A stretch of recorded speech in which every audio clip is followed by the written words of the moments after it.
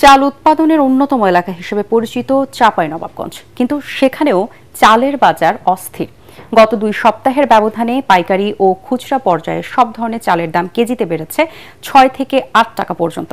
বাজারে প্রতি কেজি মিনিকেট চালের দাম এখন 85 টাকা। ঈদের আগে এর দাম ছিল প্রতি কেজি 78 টাকা থেকে 80 টাকা।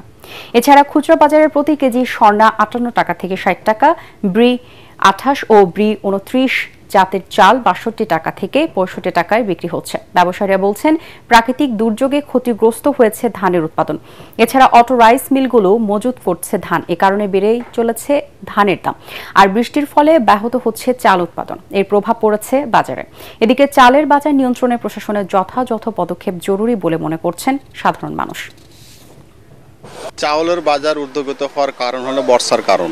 ডুবে যাওয়ার কারণে ধানের দাম ধরেন যে প্রথম যে ধানের দামটা ছিল, এখন ওই ধানটা প্রায় ধরেন যে বেশি দাম হয়েছে। গুদামজাতটাও একটা বাজারে বাড়তির প্রভাবটা পড়ছে, যেটা আসলে সরকার যদি এটা ইচ্ছা করে সৎ উদ্দেশ্যে, তাহলে এটা কন্ট্রোল করা যাবে।